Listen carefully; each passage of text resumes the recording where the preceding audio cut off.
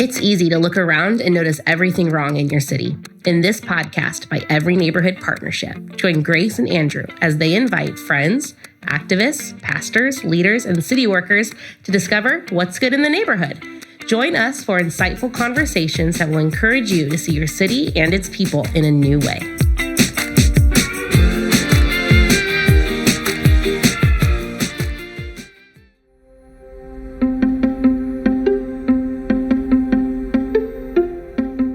Hey, welcome back to What's Good in the Neighborhood. We are in our new series for the long haul. We're talking about issues that are big, overarching, maybe feel really hard to wrap our brains around. And we're talking to people who have committed their work to doing that thing. So today we are talking with Esther Carver and Zack around the issue of housing. We've all heard about housing. It's kind of one of those hot button issues right now in our city and honestly around the nation. And we want to hear their perspective. Esther works for a community development corporation here in our city in Central Fresno. And Zack is the president of Zack Urban Solutions, thinking up creative ways to create beautiful spaces in downtown. This is a very Fresno-specific episode, so if you are a local, a Fresnan, you love downtown, and maybe you're even passionate about seeing a thriving Fresno, this episode is for you. Stick with us.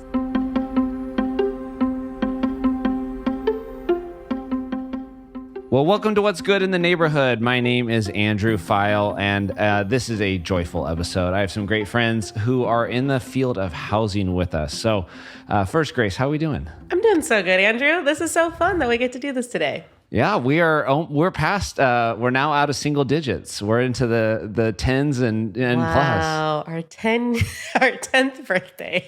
Our podcast producer said, if you get past 8, you've done more than, I don't remember how many, what percentage of podcasts, but hey, look at us. We did it.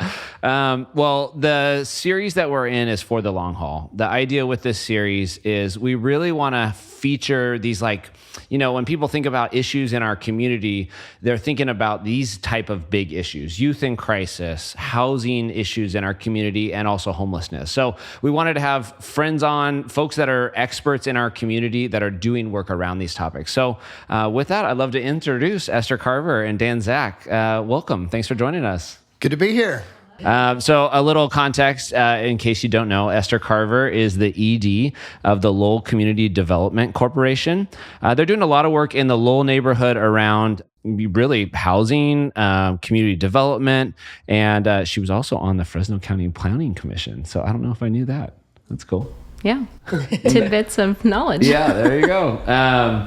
And Zack is the president and founder of Zack Urban Solutions. He worked for the city of Fresno in planning and now is a consultant, really thinking about creative, inclusive, enjoyable urban spaces. And side note, Dan's also a neighbor of mine. Oh, nice. That's right. So great to have you all on.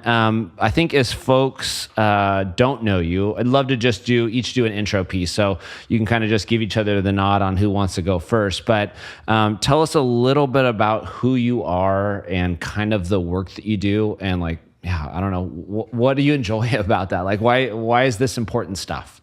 So I'm Esther Carver, and I like to say that I have lived, I play, I work, and I worship in downtown Fresno. And that has been, I've really been rooted there for the last about 17 years now of my life has been spent in downtown Fresno, and more specifically in the Lowell neighborhood. And the Lowell neighborhood is one of our downtown neighborhoods. It was one of the first neighborhoods that was built really as Fresno started to grow north across Divisadero. And so we're still south of the 180, but north of Divisadero. And that community was, it's an old community that was built in the teens and 20s and has seen a lot of disinvestment through Fresno's growth and through Fresno's history. And so I found myself living there as a college student and just getting to know my neighbors and being involved with kids in the neighborhood. And my entire career has really been shaped by this community as I've worked for the EOC and Early Head Start to Youth for Christ and the city life director there, and now the executive director of the Lowell Community Development corporation. And so my love and my passion for downtown Fresno or our neighborhoods and some of the challenges that we see in housing comes from just living with my neighbors and living in that space and seeing, being a part of seeing the problems, but being a part of the solution. And like a CDC is like a nonprofit that just has a specific focus. Is that what a CDC is? Yeah. CDCs in my world are community development corporations. And community and economic development corporations exist really to look at, I would say, kind of the holistic approach to developing underserved communities that have really suffered some of the long-term effects of poverty, in helping families create wealth, in investing in places and in people at the same time.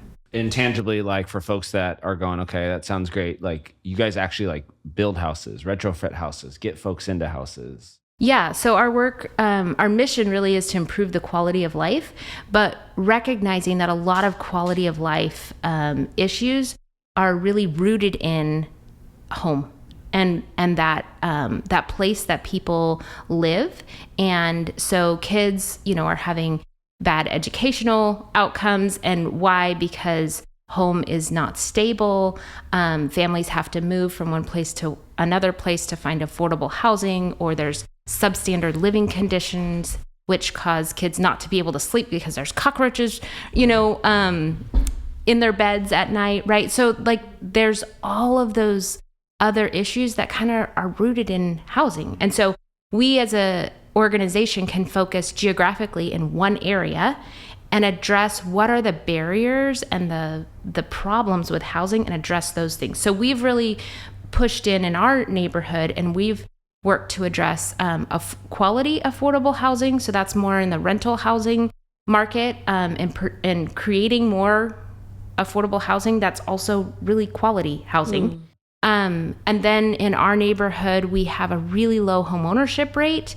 There's a whole history behind that, but across Fresno, we see home ownership rates around 40%. In our neighborhood, it's 10%.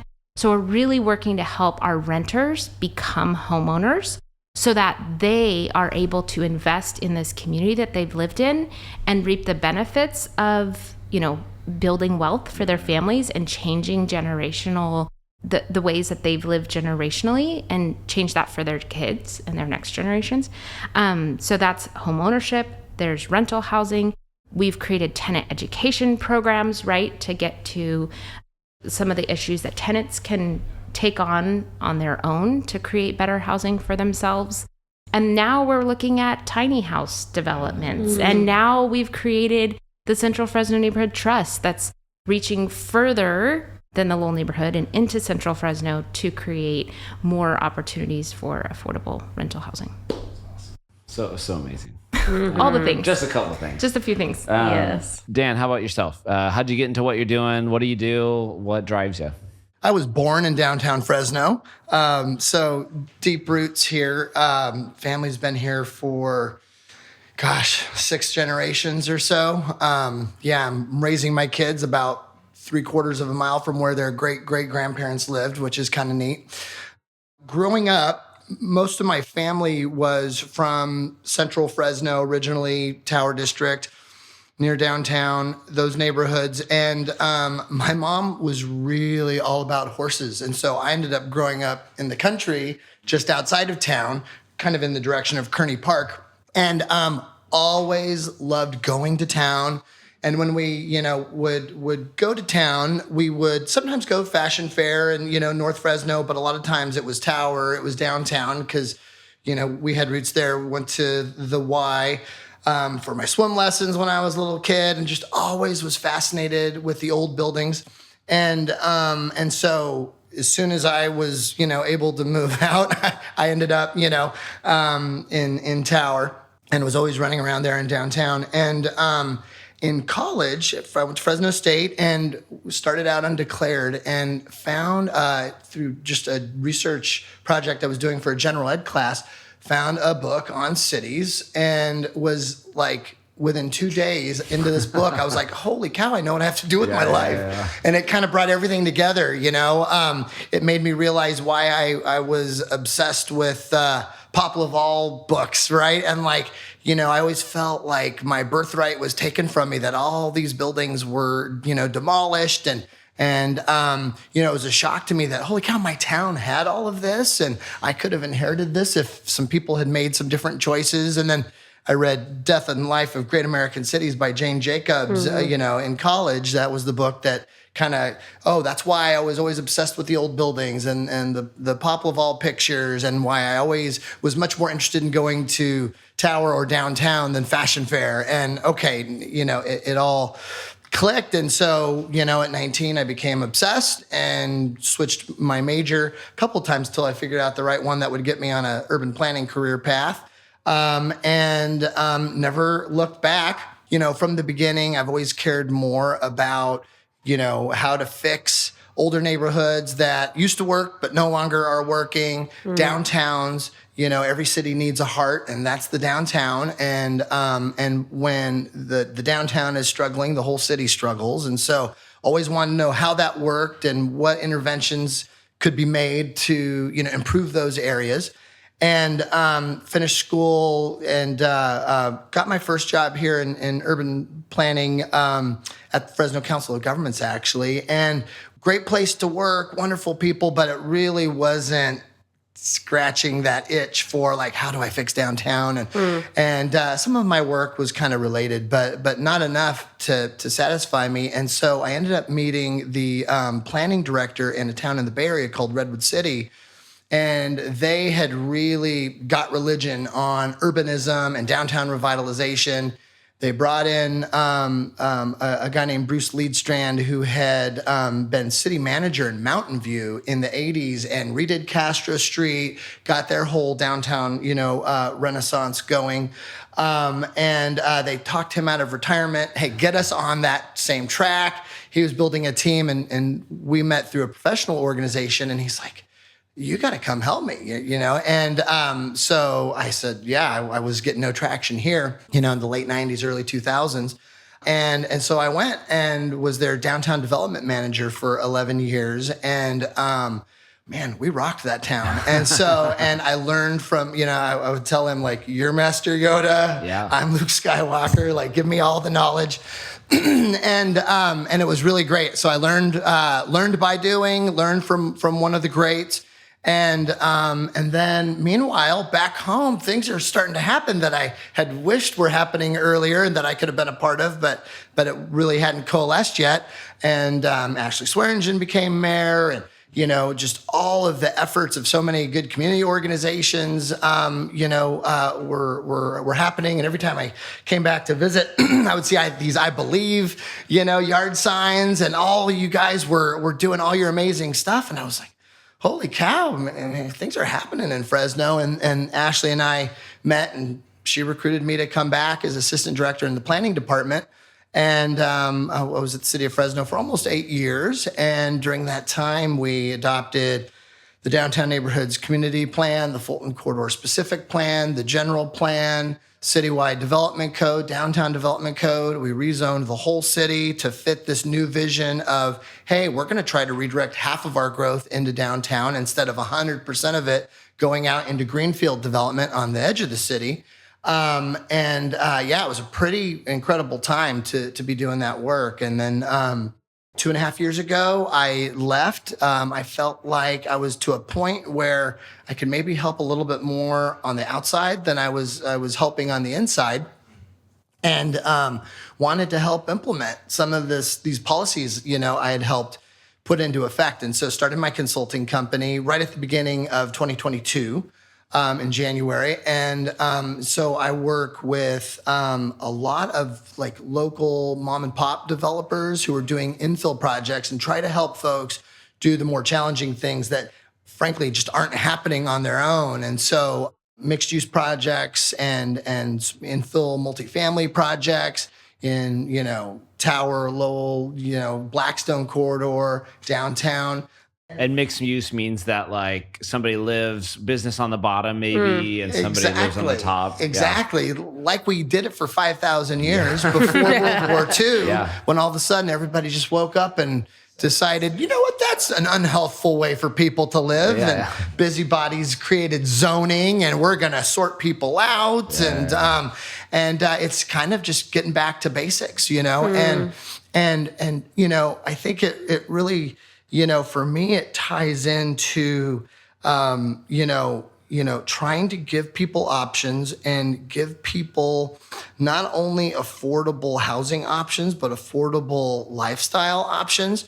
You know, right now in Fresno, the way we've built it and rebuilt it, because Fresno wasn't always like this, but the way we've built it and rebuilt it, you know, over the last 70 years or so, we've taken cars from being a fun option to a drudgery and a mandatory expense. Average American household spends about $10,000 a year per car on, you know, insurance and payments and maintenance and all of that. And it's not really optional in Fresno. And so if you're, you know, making a lower income, which a lot of Fresnans do, you know, if there were neighborhoods where you could live where cars were all of a sudden optional, and you could go down from 3 cars to 2, from 2 to 1, or from 1 to 0, and still participate in the economy and still have access to services and recreation and a full and complete life,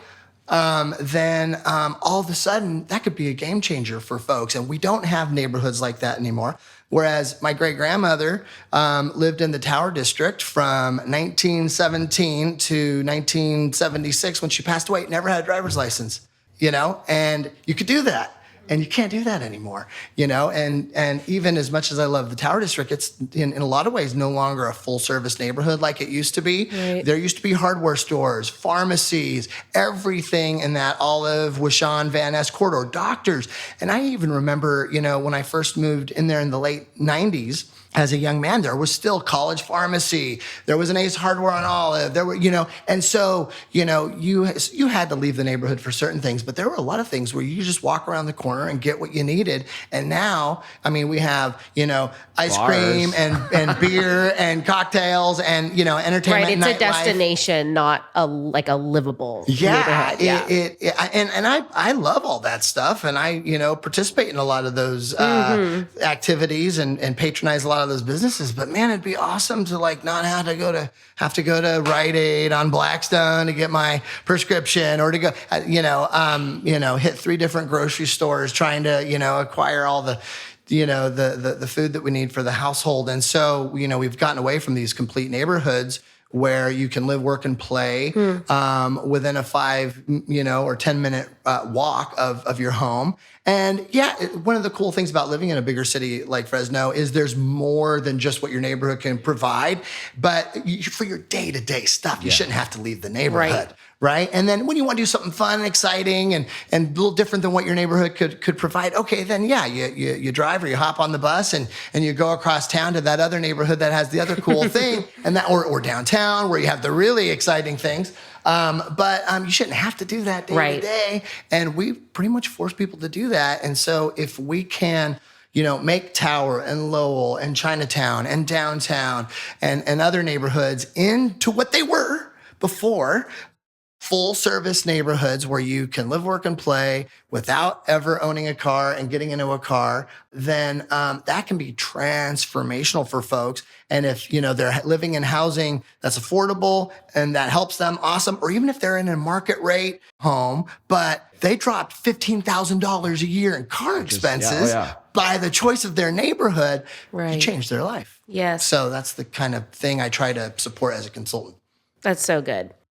Nationally, we hear like we're in a housing crisis. Real estate agents are like, there's only so much. The interest rates are crazy. Construction costs are crazy. Yes, all of it. Talk to us about that looks like locally for Fresno. Is that true, as they say on a national level? How does that play out here? Yeah, and Fresno? I remember even hearing somebody said some stat that like we have if you think about the types of housing, we just don't have affordable housing. We don't have studios. So yeah, give us like you all know this space. What's the real reality for folks in Fresno around affordable housing, around housing in general? If you are a married couple with 2.3 kids and a dog named Spot and a white collar income, Fresno has you covered. You have the whole spectrum of detached single family ownership housing options available to you, and you can just completely go wild and pick which neighborhood you want to be in. Do I want to be gated or not gated? Do we want do we want a homeowners association or not? Clovis Unified or Fresno Unified? You do Central Unified, you go wild, right? But if you're anybody else, there's really like not a lot out there for you. And Esther, in your introduction, you brought up the stat that Fresno is like 40% or so homeowners, right? So you would think maybe 40% of what we build are for those folks, right? Well, in any given year, 75% of what we build is large, detached, single family, for sale housing products. And so, we have one of the highest poverty rates in the country. We have a very low home ownership rate. And all of those are begging for, low rent to a medium rent, for rent, nice housing options. And we just don't build a lot of that in the town. For a long time, there was a regulatory reason behind that. And, in the early 60s, we adopted a very suburban-oriented zoning code that basically made multifamily housing illegal in most parts of the city and mandated, single family, and it even would mandate lot sizes, right? And for this whole neighborhood, we only want large lots because not only do we not want renters in here, but we don't want owners who can only afford a small lot in this neighborhood. Right. And so, we're going to get really specific about how we segregate people. And so, large lot ownership here, small lot ownership there, multifamily out of the way, and mixed use. Forget it. You're not going to be able to live above a coffee shop. Like, that's not how we do it anymore. Is that coming like the developer is really getting that law passed? Is it just the city council member isn't forward thinking, or is it like, well, this is just what everybody's doing across the United States, and so it's just like common wisdom? Like what? Yeah. Or is it like more? Are there sinister elements to that, or is it just dumb thinking? All of that. And so it really started out regulatory. And so, we've had this long history of housing reformers in the U.S. going back to the 19th century. And they had some very early victories that gave them a lot of confidence in what they were doing. And then they never, and after those early victories, they never really checked and reevaluated to see if they were on the right track. So, in the 1870s or so, there was a book by a guy named Jacob Riis called How the Other Half Lives. And it documented really abysmal living conditions in New York City, especially the Lower East Side. These really... This is probably what spawned the social revolution. Yeah, it was huge. Yeah, it was huge. Salvation Armies, all those things. Exactly. It was out of that whole, movement. And so he documented, it was mainly European immigrant families living, you'd have two families in a room this size, right? And these deep buildings with no windows. People had, and disease was spreading, rampantly, no sanitation facilities. And it was really horrific. Something did need to be done. And they did some good early inventions where they would require, these apartment buildings or tenement buildings, as they called them. You'd have to have light wells in the building so that every bedroom could have a window, and things that really actually, made some quality of life improvements. How many people could you pack into one room, one unit? And but you're saying those then got taken so and far then they out. Decided, over time, in the early 20th century, as cars started getting more common in cities, that's when they started separating out commercial uses, because commercial uses were coming with cars, right? And so rather than regulating the cars, putting controls on that, they're just like, let's get the shops out of the neighborhood altogether. Well, ironically, we to mitigate the impacts of cars, we made ourselves more reliant on cars, which expanded the problem, and it just kind of snowballed out of control. Then they decided, apartments are bad, and some of that was snooty attitudes. Some of it was racism, right? And as capital R redlining started to be frowned upon, and racially restrictive covenants started to be outlawed, single family zoning was a really good substitute. And we didn't call out race, like the covenants. We didn't say, this home shall never be sold or rented to an African American or whatever other group was deemed undesirable in that location at that time. There were even in Fresno anti-Armenian covenants, right?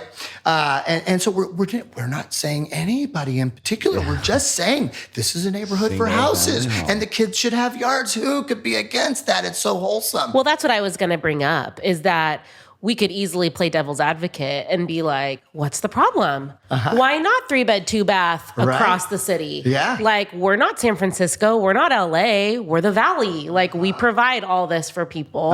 So, yes, how does a good intention, hopefully, go bad? Yeah. And having that stuff as an option, as part of the menu, great.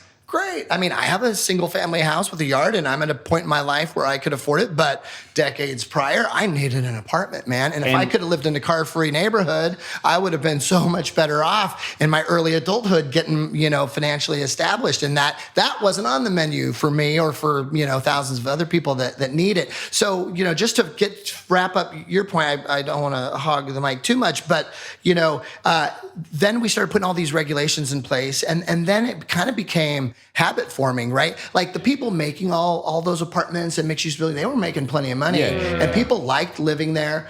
There were a lot of design and management problems that were fixed over time that made those better places to live. But then as we shifted, the Veterans Administration would only guarantee home loans for returning soldiers after World War II in new suburbs. They wouldn't they wouldn't give you a loan to fix up your parents' row house in Brooklyn, right? You had to go out to Long Island if you wanted access to home ownership, right? And so the whole regulatory system, financial system, development habits, all of a sudden, now we're 20, 30 years into this project, and all the active bankers have never even loaned money, financing on a row house or a mixed use building with a coffee shop below, apartments. And they don't even know how to do it anymore. Builders don't know how to build it. And then what became kind of forced, all of a sudden became habit. And then you try to get folks back to doing something else. And you get to where we are today, which is this weird situation where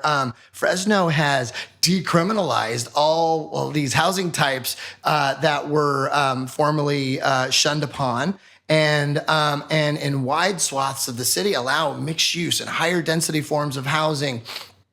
Developers that aren't used to doing it, bankers that aren't used to lending on it are like, well, why are we going to change what we're doing?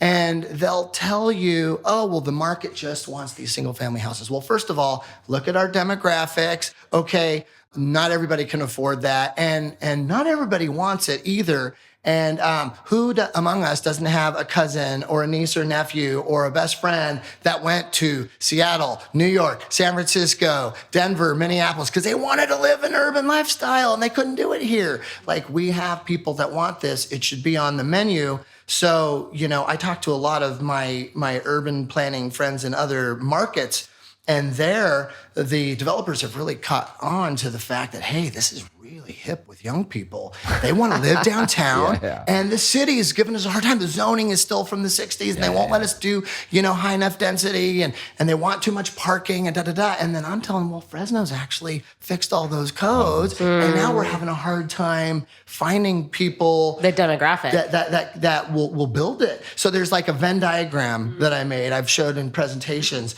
and there's two circles. And one is the people who get how cool downtown and Lowell and Tower are, and how many people would want to live there, and how successful that kind of development could be. The other circle is people who know how to do a real estate deal and get it financed and get it built. And there's like barely any overlap. Thank goodness for Reza Semi and Will Dyke and a few folks that get it and know how to make a deal work. Other than that, there's no overlap. And so there's a ton of potential there. It's legal now, but finding people ready to go. And then we're off of the radar screen of the big companies and other markets that do this really well and would love our regulatory environment, but like the margins are thinner here. There's more money to be made in the Bay Area or elsewhere. And so we're just off of their radar screen. And so how do we grow our own crop of people that can do this? That's the trick. What I really appreciate about what you said there, Dan, and I think the sense and the history and all this that we've gotten is that like these were intentional decisions. Like I think we look at the problem and just people think we're just backwards thinking. It's like, no, we did what many others did. We just haven't, as part of it's economic, part of it's like this vision and cultural belief, but part of it is it's open to change. Like that's where what's good in the neighborhood, like that's good. It's good news that like we have policies that can change it. Esther, I want to get you in. As you think about like boots on the ground reality, what our families are facing, what our communities facing around housing.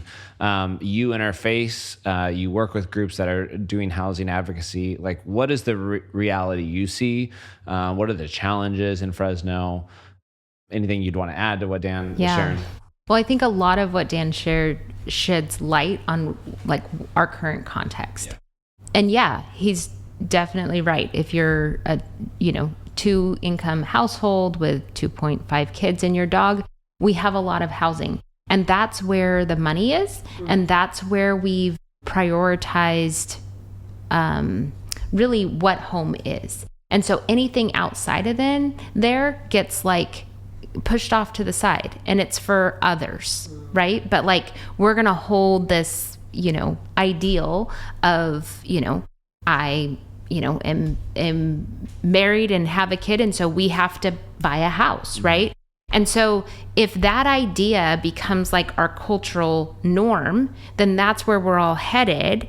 And then it's not a cultural norm to like, I live in an apartment and the other people in my apartment, like we all share a community garden and we watch each other's kids and we ride share to a job, like that's not the cultural norm. And so I think what I've been really blessed to like experience in our downtown neighborhoods and in working for so long is it's like a whole different group of people because I'm not living amongst 40% homeowners, right? Like I'm living in a community where 90% of the people rent. And I think it's a renter-centric like culture because that's what's there and that's what's available. And what we're seeing on the ground is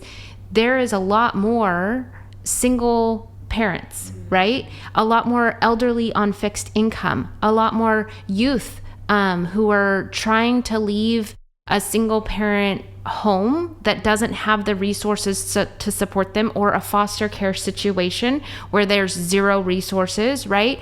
And they're trying to be an adult by themselves for the first time with no credit history, no rental history, no cosigner, right? And there's like zero housing options for them, right? No savings. And you've got elderly who are on a fixed income spending 75% of their income on rent. But if they were told they had to move out, I mean, we saw during COVID, our rental housing double and triple in price. Did people's incomes go up double or triple? No, people were losing their jobs. And so there was some assistance that came, but here we are now post-COVID, right? Here we are now. And rents have gone from where someone could have been renting a small apartment for $650 or $750, right? That same unit is $1,150 today. Their income is still $980 because they're still on a fixed income. So if they're asked to leave their unit and go find other housing, they don't even have enough income to cover rent. And they're probably going to be asked to put a deposit down. Yeah, there's just nothing. There's nothing. And so we saw this like massive shift in our housing market, and people's situations only got worse.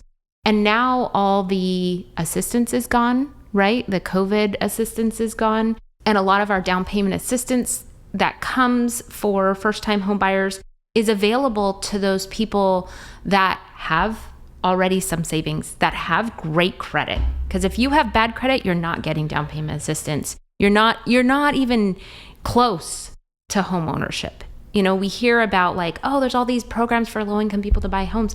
Yeah, if they have a 750 credit score, you know, and then we have to look at like our credits, like the systems, right? And how do people build credit? Well, credit is all built on systems of, and really white people's ways of building credit. That's what our entire credit system is built on.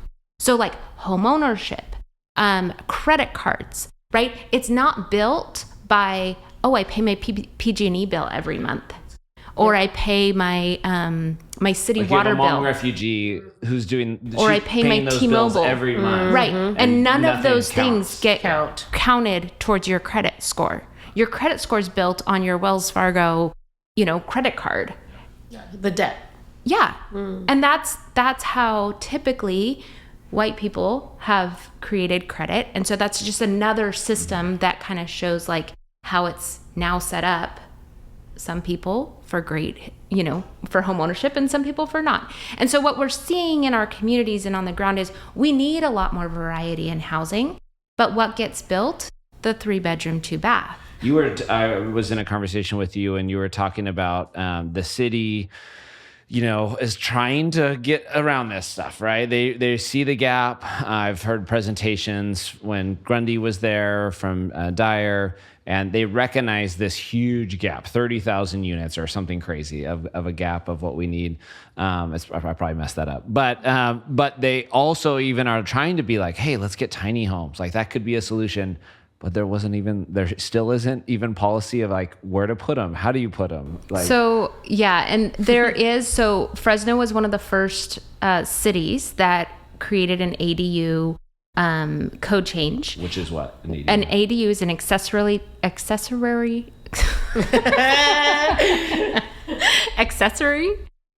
I say it right? Yes, yeah. Accessory dwelling unit. Yeah. And so an accessory dwelling unit is a smaller unit than a single family home, but it's designed to go in the backyard of a single family home. It could be a garage conversion as well. And it could be attached to the house as well, or detached from the house. So there's like a lot of like. For my generation, Fonzie lived in an ADU. Yeah, Fonzie lived in right? an ADU. Yeah. The pool house, right, is an ADU. He was above the Cunningham's garage. Yeah, there you go. So ADUs, you know, have not been, like Dan said, have not been part of our like code and have not been normalized. They were illegal until about 10 years ago. Wow. Illegal. Yeah. So like just the fact that I couldn't turn my garage into a studio apartment and a garage because it's big enough, right? Till 10 years ago, I couldn't do it. And so my house could house, it's a three bedroom, 1.5 bath house, right? My house can house my family. And at times I've had a roommate, right? And that's it. But if I had an accessory dwelling unit, then I could actually house grandma or mother-in-law or teenager who's moving out, right? Or it's a smaller unit that could be available to somebody for $600 a month or $400 a month. If I'm doing fine, then I can decrease rent, right? For whatever the costs there are. So until 10 years ago, we didn't have that. So now we have that. And the state has actually said like, hey, everybody in the state of California can build an ADU. So this is going to be legal across our state, which is great. So now other cities that don't have the code, they actually do because our state says that you can. However, now you can do one, just one. And the state's moving forward to say, actually, you can like split your lot if it's big enough. So then you can have, you know, your single family home and an ADU on one lot. And if you split it, then you can have another single family home and another ADU on the other lot, right? So like there's more laws that are coming. But as an organization, nonprofit organization who works with other nonprofits around housing issues, who works with churches who have ginormous parking lots, who are like, we don't ever use our full parking lot. We have space, you know, that we could build something. We could house people maybe, right? We could create green space or whatever that is for the community. The laws have not been there to be able to put multiple tiny homes, right? We're seeing like this Little village kind of idea. Yeah, like we're seeing on Instagram, like all of these cutesy little Airbnb tiny houses being built. Well, you go to Yosemite, right? You drive over to Yosemite, now you see these little tiny home or trailer villages or whatever. And it's basically a mobile home park, but really cute, right? Like, it's different. Seriously. I mean, but it is the same concept of having space and then you park or have like a small structure. It's not a huge single family home, but it's detached from another one. It's not a big apartment complex, but it gives someone their own space to live. So our code hasn't allowed us to do that. And so that's where the state has there's like a lot of things happening at the same time right now, and it's kind of exciting. So the state has just said, if you're a church that owns property, you actually don't have any of the local restrictions to build affordable housing on your property. So awesome. Yeah. So that's a huge thing. We've literally talked to 2 or 3 churches in our city who, these historic churches, they've existed 50, 60 years. Their population's aging. They're actually trying to figure out how do they survive, right? The model of church doesn't work for them to survive, but they own assets. They own buildings. They own grass parking lots. And they're probably zoned commercial. Yes. Right? And so you can't build residential on something zoned commercial. Yeah. Yep. But now they can. And now they can. The state says, actually, they can build affordable housing. So that's changing, and that's really cool. And then we're working with the city right now. We're in final negotiations, hopefully. The city has spent some of their money on building some of these tiny houses. And they're like, well, this could be a solution, not the whole solution, but a solution to some of the homeless problems and actually getting housing available quickly to some of our lower income residents across the city. Well, which is great. But then they're like ADUs so they're building 24 of them, and they need them like put across our city. And the city doesn't want to own them, right? They need to be, so we've said, hey, we'll take them and we'll put them across our city. But we have land. We could put 2 or 3 of them on our mixed use land and have our commercial space and some housing there. That is what is not currently able to do with our current zone. And so that is where we're also advocating for the city to do some text amendment changes to their current code, so that we can get multiple tiny structures, whether they're, built from the ground up on a foundation or they're pulled in on a trailer, not a travel trailer, but like a trailer that looks like housing. Where I was going to go is, I think as we kind of turned into the, like, what is giving you hope? So like, I think we know the challenge, and you all are both like very proactive folks. So what's the hope that you have in where this is going? You kind of hinted, Esther, at, the state. It's a clear need. We're becoming unaffordable as California, and even Fresno, who was this like, oh, we're an affordable city. It's like, that's quickly changing, and we got to do something about it. We probably weren't affordable to our most vulnerable anyways, and now we're becoming less affordable. What's giving you hope, or like, what are some projects or things that folks could hop in on that you would just say, hey, if you're committed to this type of vision, join us here. I want to let you know about that. This is going on. Like, I don't know, kind of open it there. Yeah. So in terms of good things happening, we're lucky to have folks like the Housing Authority building in Fresno, and they are really good at building well-designed projects that look great, don't even look like affordable housing necessarily. And they've really bought into good architecture, good urban design. So they build these buildings that have that, even if stylistically they're modern, they fit in with that traditional way of building downtown urban kind of buildings with an active ground floor, build up to the back of the sidewalk with the parking tucked behind. And they do a really good job of showing that there's demand for this. And so they have huge waiting lists for these projects. Even, the Monarch in Chinatown, 57 or so units, 4,000 applications. Unbelievable demand. We went over for there for a staff meeting, and they have that building has a rooftop bocce ball court, so outdoor cool, right? patio. I was like, and it's it's 3 or 4 stories up. Like, this is the coolest rooftop thing we have in Fresno. Yeah, It's great. in Chinatown, Yeah, in Chinatown, which is great, right? Yeah. There are other, players. Integrated Community Development is working on their second project on the Blackstone corridor. And, the vision that the city's adopted for Blackstone is for it to be sort of a linear downtown, right? This denser, multi-purpose corridor for decades. It was just basically an asteroid belt of strip malls and franchise fast food outlets, right? And the idea is, well, first of all, economically, that's just failing. We overbuilt retail in this town in a big way. Most cities did, after Prop 13 changed how we did property taxes in California. Retail and sales taxes went from the city's main cash cow, or went from kind of a secondary income source to their cash cow, because they can no longer depend on property tax as a really big, robust, reliable source of funding. So they started approving auto dealerships and big box stores, even beyond what economically the community could support. If you have a certain number of people within your trade area, they have a certain amount of money in their pocket, they can only support so much retail. So you keep overbuilding it, and the new center might thrive, but then they just took the customers from the older center, which isn't quite as shiny and new and exciting. And so they struggle. And so, Blackstone has needed to be repurposed for a while. The roadway itself was built to Caltrans highway standards back when it served as State Route 41. Now that has moved over to the east to the freeway. And so the roadway doesn't serve its purpose anymore. The land uses along it don't serve their purpose anymore. So the city has a new vision for it, which I think is a good one, which is to make it mixed use, a multimodal corridor. So instead of just commercial accessed just by cars, now there's going to be housing out there. There's going to be, other kind of uses besides just retail.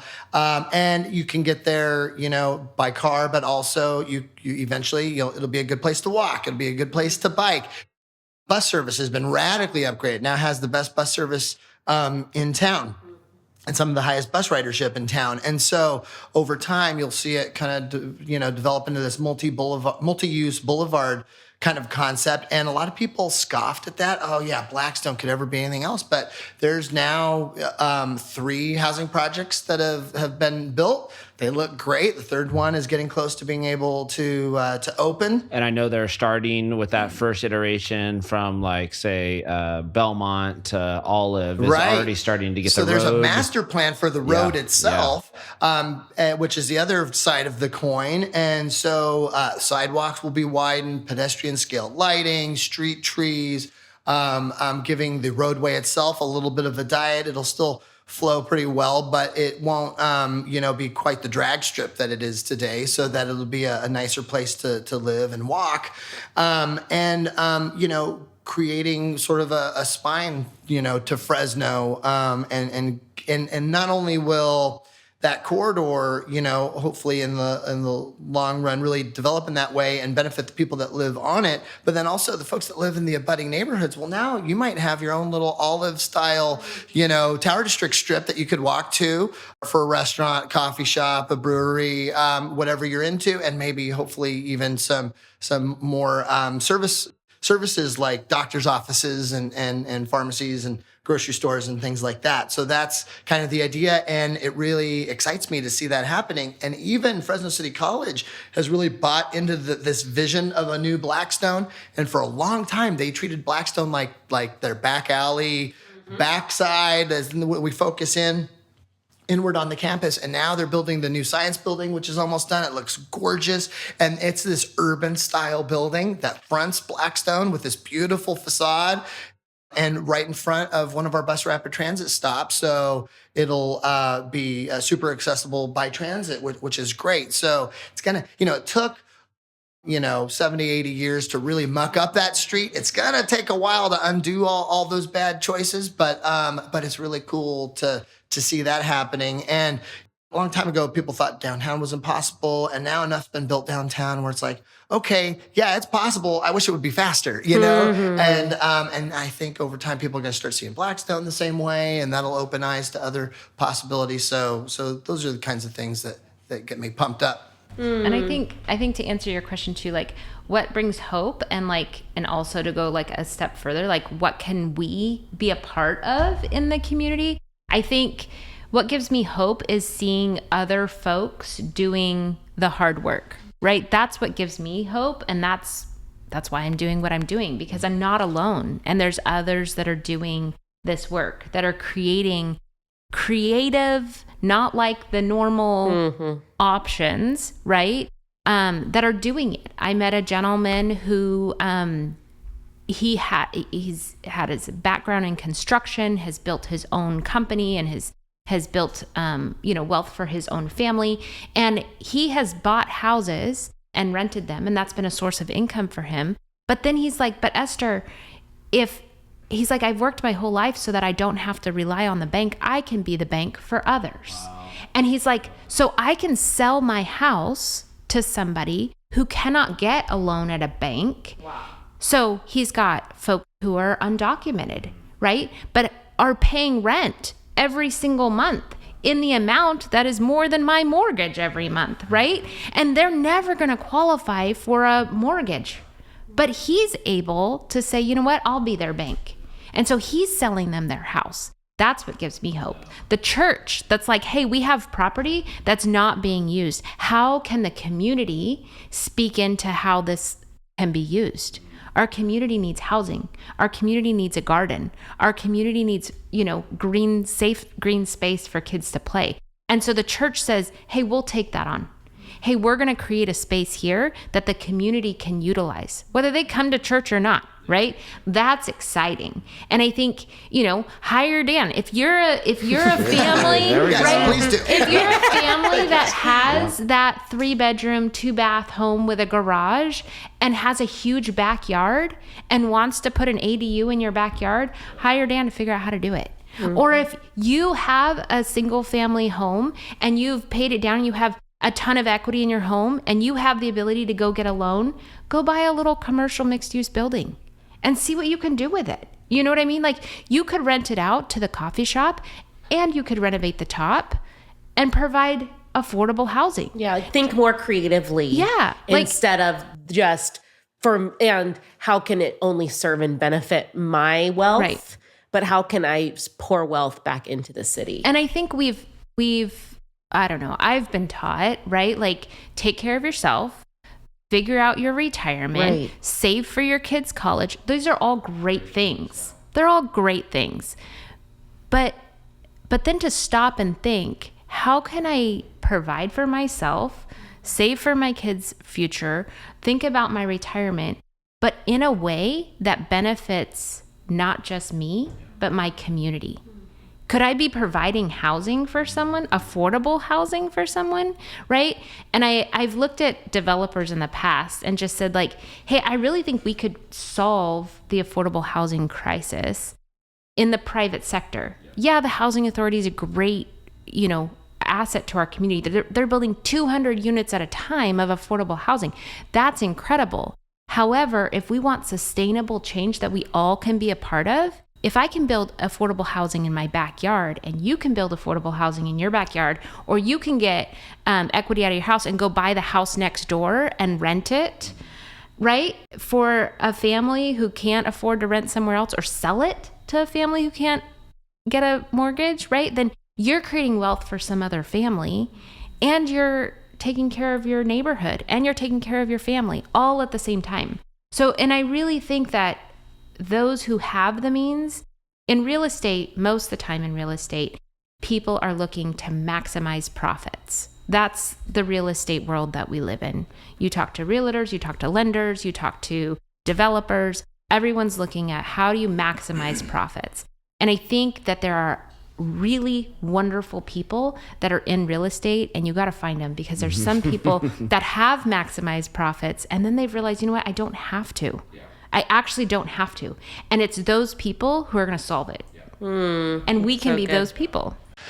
Two other things I'll throw out there just to add is EMP we started a class kind of program cohort model called Community Land Use Academy. So if anything struck you, and you're like, man, I heard words like mixed use, greenfield, infill, built, all these things. I don't know it, but I want to learn more. Both of you actually have been teachers and facilitators for that class. And so go to our website, type in Community Land Use Academy. You can see that we're going to do about 4 classes a year, both a 101 and a 201. And then 2, I think just begin to pay attention to what's in the news. I just read this week, apartment complex, cities turning it down. We're doing new, not in our backyard type of stuff. Be the person to write in a letter and say, we want it. We need it. Our most vulnerable need it. There's That's other, huge. There's other stuff huge. like Greenfield Coalition, where we're trying to say, hey, let's not keep expanding. Like let's invest in the inside. So those are a couple advocacy kind of things, right? I don't know if either of you want to speak to those, but I think also just lending your voice, because we, like council members pay attention to where the loudness is. And so if we can be part of the loudness saying, we need it. So I've written letters, I've called, because we have to be a part of the positive view that we actually want it in our backyard. Like we need it in our backyard. Yeah. And the point you hit on about the advocacy and just, people have a habit of when they hear about something that they think is cool, that they support, that they think would be good for their community, they think, hey, good for them. I wish them well. And then they go back to doing the dishes or whatever they were doing, go back to their life. Whereas when people hear something that they think will be a problem for them, right or wrong, they call, they show up to council meetings to tell them how mad they are about it. They write letters, they send emails, they do all of that. And so a lot of folks on city staff and elected officials, that's all they hear is the negative. And there might be 30 times more people that support it, but well, they're not motivated to yell at anybody about how much they support this, right? And so it's really easy after you're getting berated by a few angry folks to think, oh, well, this must be representative of everybody. Maybe we back off, and maybe when you hear something cool proposed that you think is beneficial, will help folks in your town, will help a neighborhood that needs help, send an email to the council member's office, show up to council and just say, hey, I'm really excited about, this apartment project or these townhouses. I think this is going to add affordable housing options for people, and you should do it, because even though a lot of people feel that way, they don't say it, and that gets lost in the chaos. And I think a lot of us, like normal people, the language is a barrier, right? And so why am I going to show up when all these people are talking about affordable housing and how horrible it's going to be for my community? What do I know about it, right? So number one, get educated, ask the questions, and then, show up. But also be informed and know that affordable housing isn't gonna, there's a laundry list of misinformation, right? That gets shared. Affordable housing in my neighborhood is going to bring my values down. Affordable housing is going to bring those people in, right? And as a planning commissioner, I've sat in that seat to hear the public show up and give comments. And I really appreciate when people are well informed and bring their experience and bring their knowledge. And it's really annoying when people show up and they just spew things, oh, you want to build affordable housing in my neighborhood? I walk my kids to school. What do you think that's going to do? And I'm thinking, someone think of the children. I'm thinking to myself, most of those poor people don't have children that walk to school as well. What? Right? So just, if you don't know, go through Clua. Ask, call me up. Ask me. Let's have a conversation, right? So if you want to have fun, Google NIMBY Bingo. So NIMBY stands for anyone listening that might not know, not in my backyard. And that is, what the chronic complainers and the folks that are chronically against everything are called. They're the NIMBYs. And so they always say the same thing everywhere, every time, all across the country. So people have made NIMBY bingo cards. And so, oh, the traffic, oh, the parking, oh, those people, oh, I'm not against affordable housing, just not here, and it's always the same every single time. I love what I'm hearing from you both is that you've been in this work for a long time in a lot of different ways. You have not lost hope at all. And you're are pointing to very specific things like codes being changed and creative people. I love that, Esther, you're on the ground doing the thing. You can speak to that personal experience. This is what we're actually seeing. And Dan, you're I have so many I would love to see amazing change happen for downtown, for the tower, for Lowell, for our central Fresno area. And so I'm just really grateful that you guys are in it. When we talked about this series, this was exactly what our hope was these are issues that people throw their hands up and go, who the heck knows? Yeah. I don't know. Who knows who's going to do it? And not me. And to have people sit here and go, no, it's us. We have to, and we want to, and there's still hope to be had. So we're really grateful. Thank you guys for joining us today. This was fun. Yeah, good. All right. Well, we'll see you guys next time on What's Good in the Neighborhood.